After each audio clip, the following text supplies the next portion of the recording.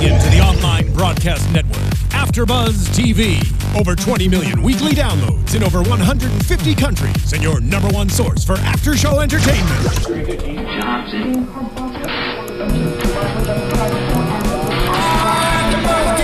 AFTERBUZZ TV, the destination for TV superfans. Producing aftershows for over 300 of your favorite TV shows. Interviewing celebrities and showrunners. And bringing you behind-the-scenes exclusives. All thanks to E! Entertainment's Maria Menounos, producer Kevin Undergaro, and internet leader Akamai.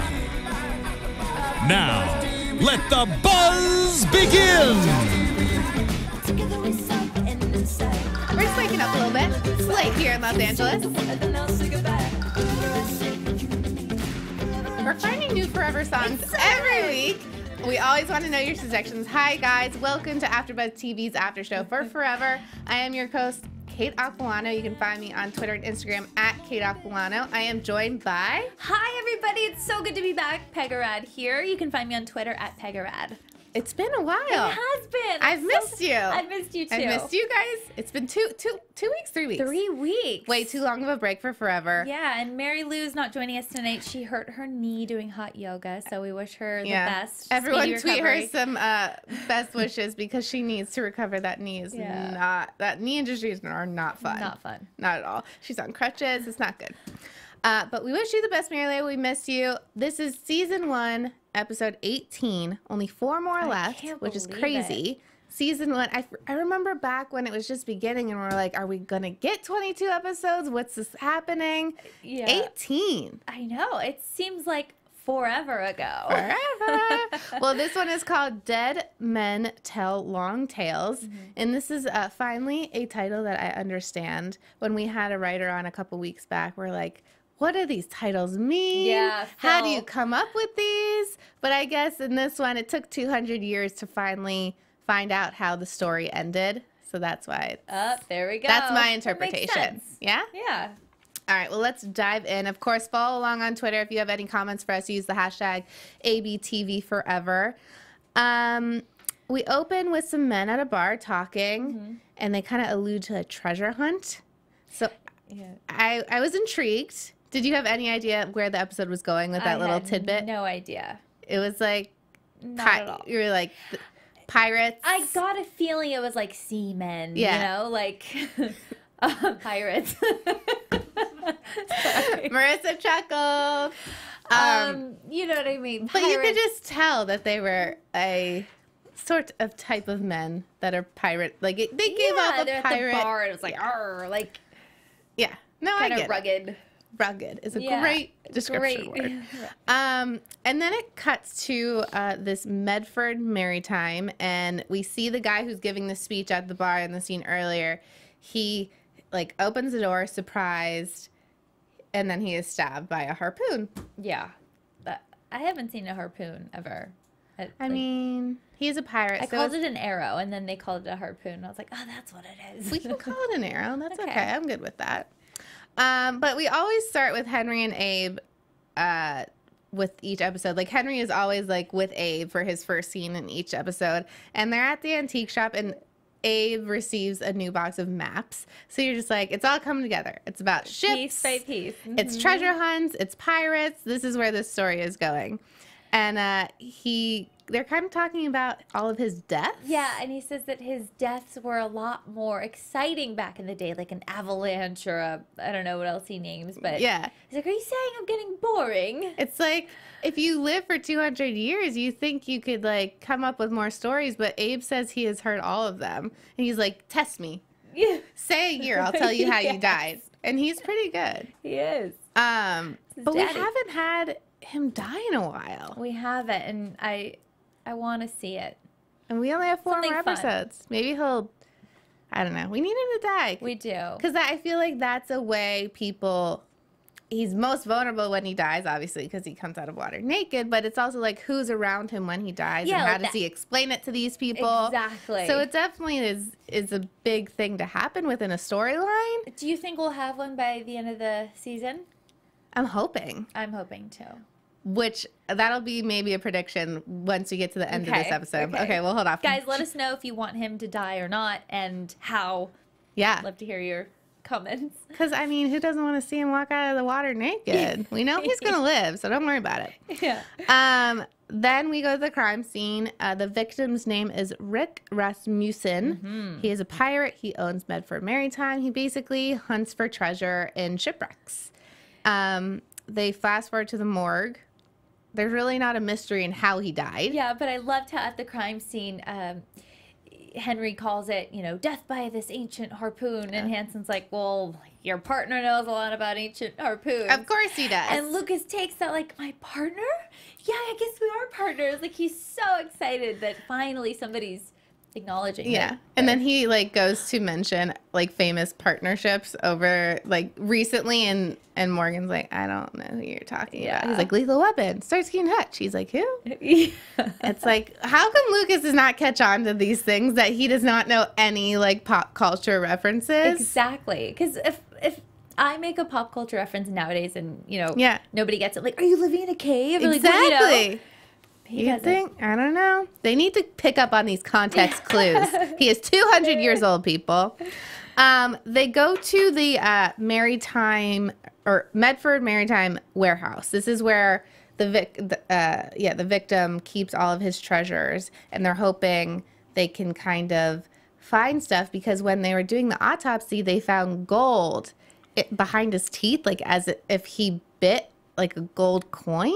Oh, yeah. So they're like, okay, so that probably is a motive, gold. Let's go see if we can find it. Go to the warehouse. It's the Empress of Africa, the ship that Henry was on when he became immortal. I mean, imagine being him and seeing these little pieces coming together. It's like, this is what you've been searching for your whole life. And how did it even end up near New York? Yeah. It's crazy. And it's just obviously it's a crazy coincidence, but writers, I'll forgive you on that. It's cool that they kind of intertwine the flashbacks in the story so closely this week because we do want to know more about Henry's past. And so this was a cool way of doing it. But of course, Henry knows about the ship and they don't even really question. He just knows everything. So, they don't question why he knows. He's like, oh, the Empress of Africa was a slave ship, and it went down here with 300 souls. And they're like, oh, of course he knows. Yeah, it's such a random thing to know. I don't know. It's just funny. It's ridiculous. It's kind of ridiculous, but amazing at the same time. But then Henry goes home and talks to Abe about it. And, he's just so distraught because in another episode's flashback, he finds out that Henry's father was actually a slave, in the slave trade. Yeah. It was on his deathbed, I think, that he told Henry, and Henry was just distraught. Yeah, and Abe, he's like, I know so much about every other death, but this one, you're reluctant to tell me, what is going on? I think it's because he's so ashamed of it, because his family owned the ship, and he was actually on the ship to kind of take it down and destroy it, free everyone, because he did not want his family's name on that ship or the slave being involved in the slave trade at all. And at this point, he feels like he's failed, but we later find out. Yeah, so we get a flashback where he talks to one of the slaves who understands English, and he lays out this plan that he's going to steal a key, give it to him, meet him here, and free everyone. Yeah. But he thinks that his immortality is a curse because he never went back with the key. He never made well on his promise. Right. And I kind of believed him. I was like, yeah, this is probably a curse. I don't know how it's a curse, but okay, this is kind of making sense. Yeah, I get it as a curse, and I get why Henry feels so guilty about it after all these years. Yeah. And he just feels like it's all, he never...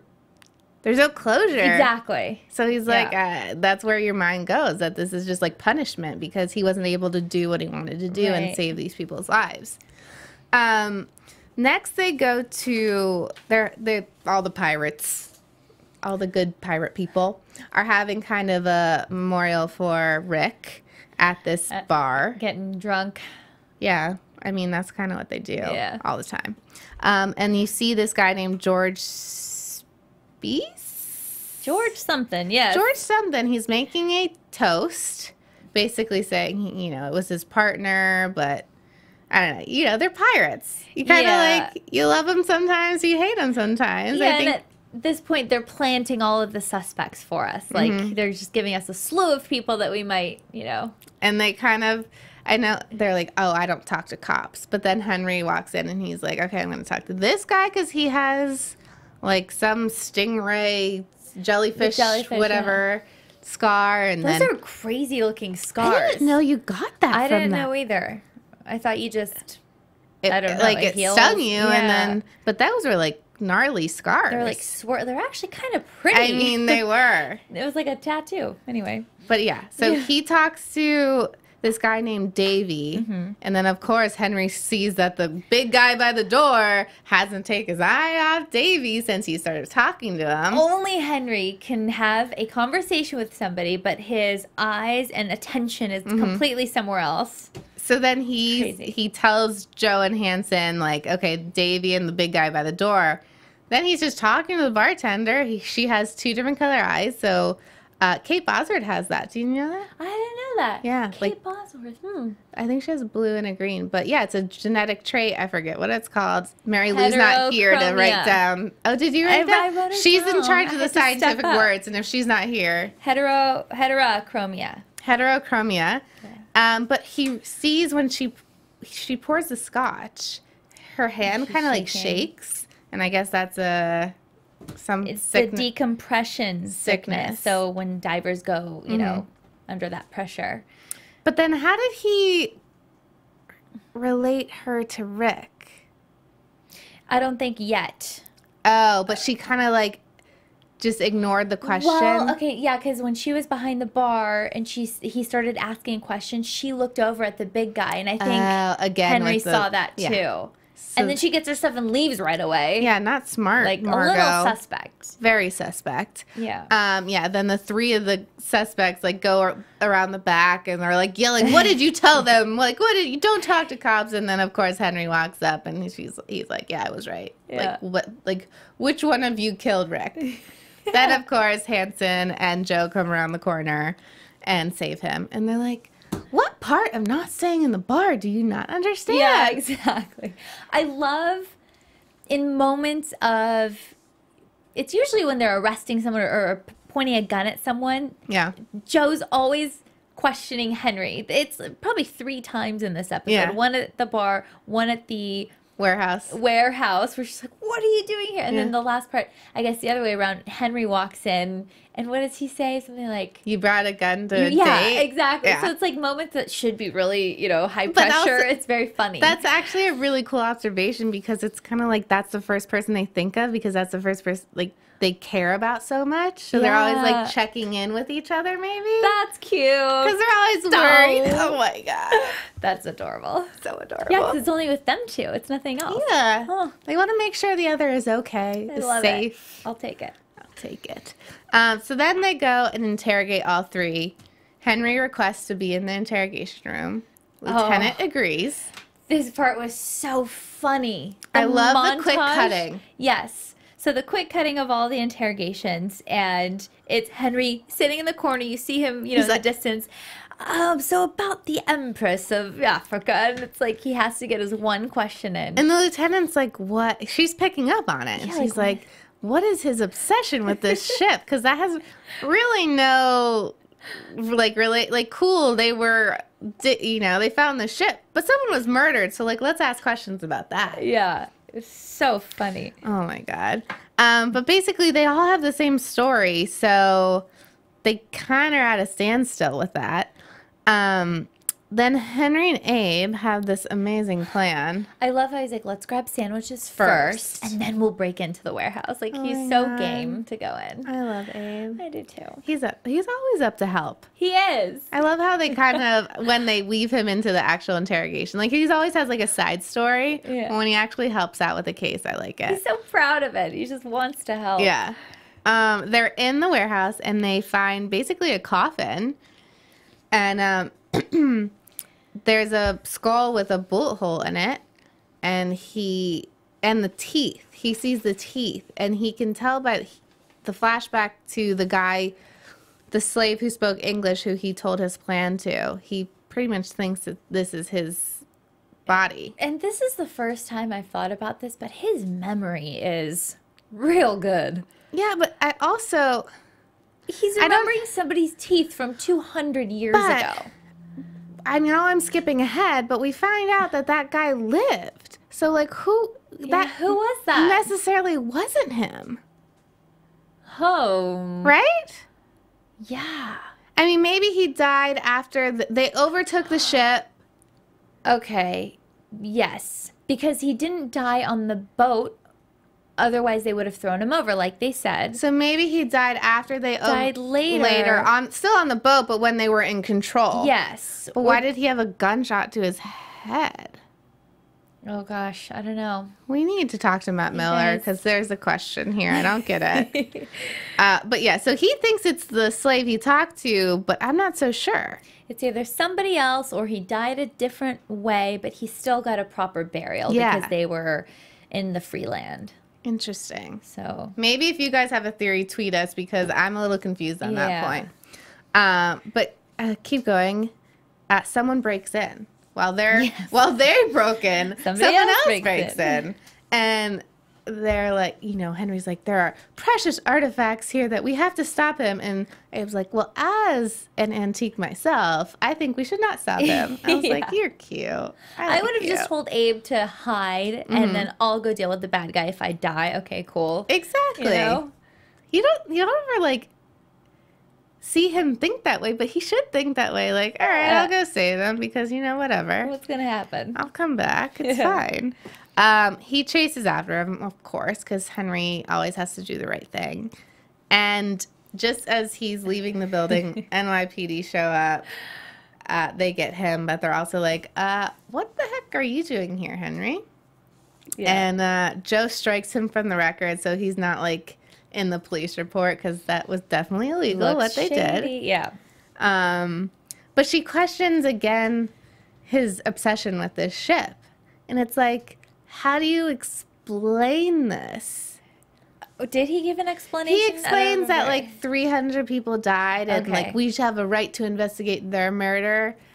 But Joe's like, we need to be in the present. I need you here in the present for, like, the murder today. Yeah, some people are just really into history, as we find out later with Isaac Monroe. He was really into history, too, and finding out these stories. So maybe that's just something that Henry was interested in. I don't know. I wish there's those moments where it almost seems like he wants to tell her.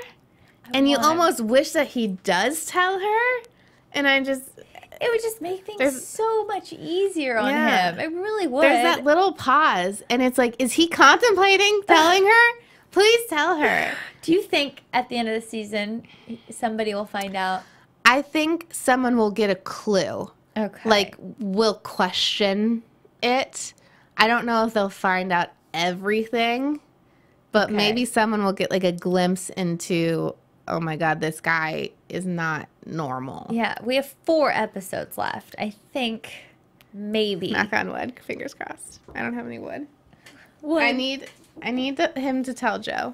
Or tell her something. But how do you tell her something and not everything? Yeah, you got to tell her everything. I don't know. We'll see. Okay. I lost my spot because I was so into the Joe and so they talked to George in the interrogation room. Oh, because he had broken in. Yes. He didn't do it. But he gives a lot of clues. He was a partner with Rick.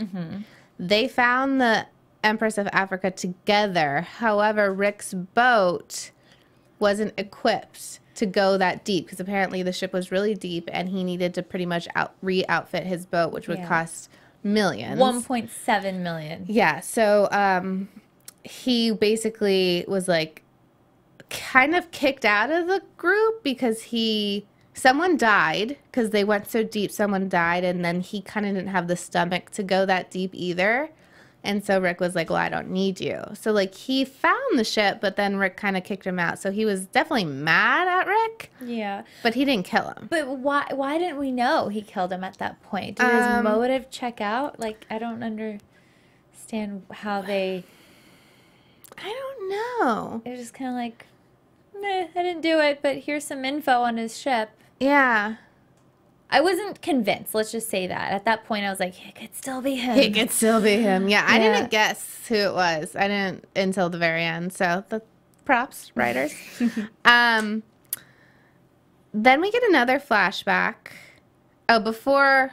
Yeah, we get another flashback, and the captain of the ship, like, attacks Morgan and was like, there's a key missing. He's like, I know you're, like, the boss's son, but, like, I'm judge and jury out here, so, like, don't go crazy. Yeah, don't go trying to pull things behind my back.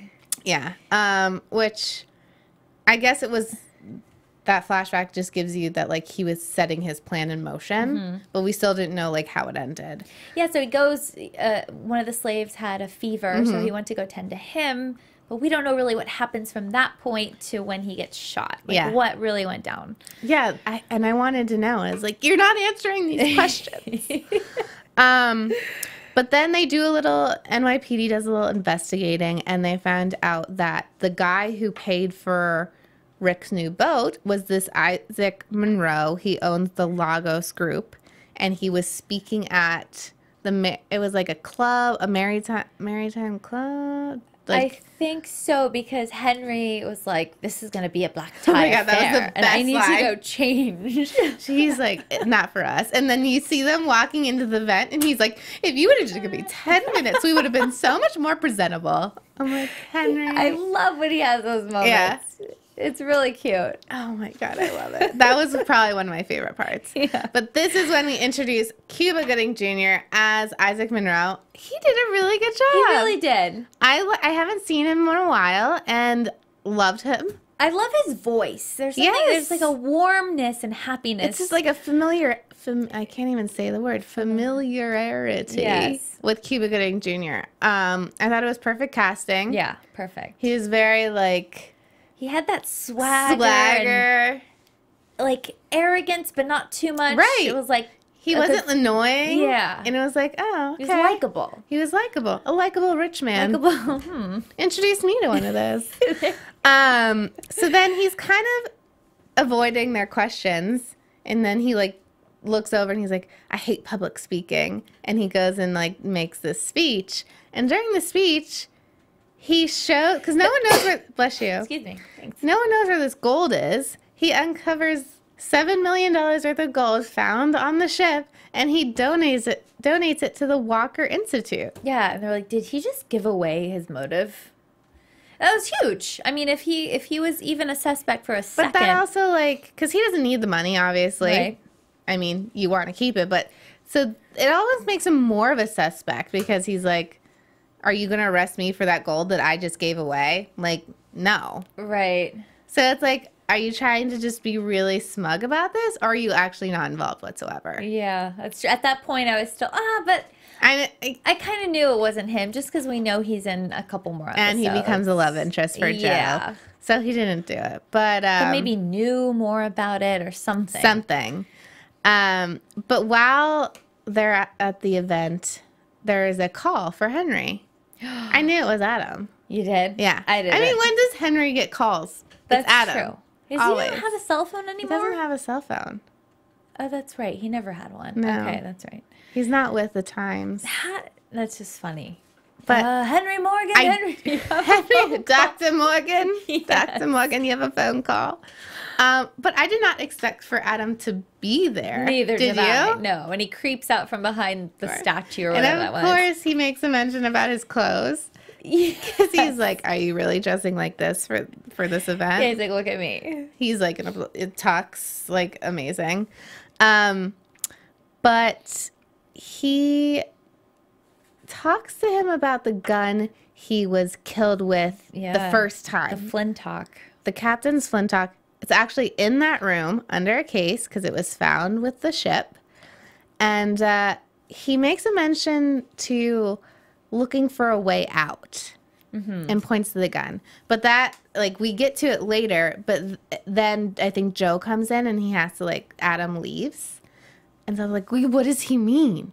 Like, do you have to, the thing that came to my head was you have to be killed with the gun or with the weapon that made you immortal? Yeah, well, that's what it looked like, and Henry's eyes got all teary, like, this is the answer to everything he's been looking for, but the gun probably doesn't work anymore, so... And do you think, like, I guess in the, the first episode of the season, he is obsessed with trying to die, but do you think he's that way anymore? I feel like he's built up these relationships, and he's kind of in a different mindset than he was in the beginning of the season. He's way more content, way more happy. I still think he's going to come to a dead end where people are going to start getting old and questioning him. But he's gone through that so many times before. Yeah. I guess you get tired of moving and recreating your life. But I don't think he's had close friends as Joe and everybody. As he does now. Yeah. Right. Okay, so then Adam leaves. And we're back at the NYPD, and Monroe sends Joe flowers. And I thought it was a really cute moment with Hanson, right? Yeah, he's like, you should go. Like, stop eating dinner at your desk. Just go have fun. It was like that big brother moment when he was, like, looking out for her and, like, you deserve to be happy kind of thing. So it was really cute. Heartwarming. And then we go back to the morgue, and it's Henry and Lucas. Henry gets a package, and it's the gun. So, like, did Adam steal the gun? And I love the note, your gun, Adam. You really needed to include that note. I think he knows it's his gun. Yeah. And then Lucas makes a comment. He's like, you know what this is? And he's like, yeah, I read it in your magazine. It's so funny. And he knew so much about it. Like, it really registered with him. Yeah. Lucas is just so funny. I need more Lucas. Just random information. Yeah. And he's like, of course, this is this. Yeah. Of course. Oh, and I love, sorry, when he says, you have to be a real dummy to get shot by one of these. That was like, oh. It takes 15 minutes to load, so you could just walk away at a leisurely pace. You could just away from it. Duck. That was a good moment. But while they're in the looking at the magazine, they see this guy, a picture of Brock Healy, and he's actually the diver that died trying to get to the Empress of Africa. And they notice the eyes. Yes. What is it called? Heterochromia. So it's a genetic trait. So Margot, the bartender, also has that, so they're related. Yes. I mean, basically. Did we say brother, sister? Yes. Okay. Brother, sister. So, Henry goes to NYPD to update everyone while Joe is going to Isaac Monroe's apartment for their date. A limo picks her up. I mean, I go on dates. A limo's never picked me up for a date. But I've also never gone on a first date to a guy's house. That's true. I mean, that should never happen. I mean, she's a detective. Like, she's a kick-ass woman. Yes. She can handle it. But that's probably not a good idea. Yeah. You don't know if they're a creeper. Yeah. I mean, he is like a millionaire, so if he did anything shady, it'd probably be, like a billionaire. So if he did anything shady, it'd be like in the New York Times the next day. Or covered up really well because he pays people. We all know where Pegah's mind goes.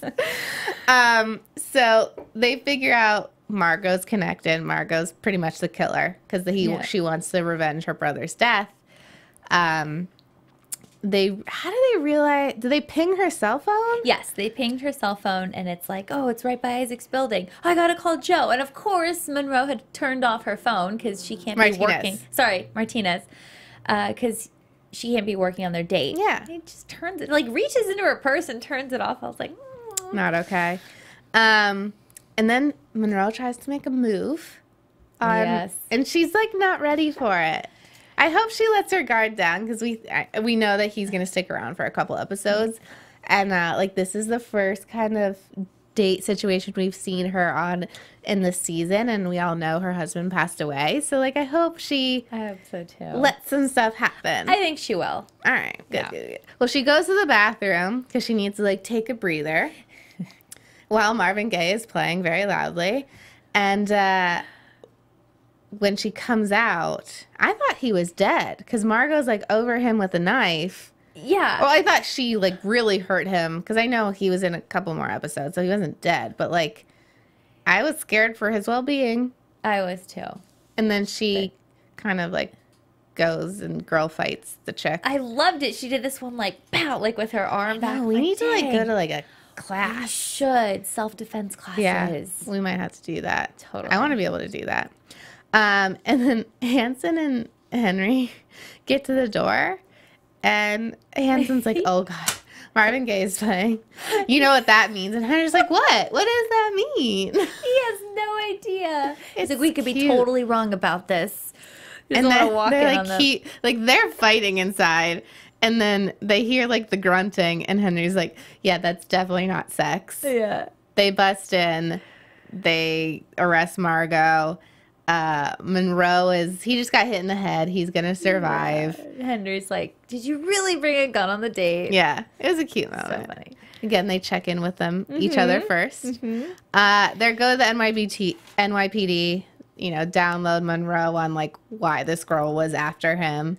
And I love how the lieutenant picks up on everything. Like she knows what's going on. She always does. She's like, always been Hanson, like this. Can I talk to you for a minute? Yeah. Because she wants to leave them alone. And it's so cute because they're like in the other room looking and watching. And Joe like looks over and they're like, oh.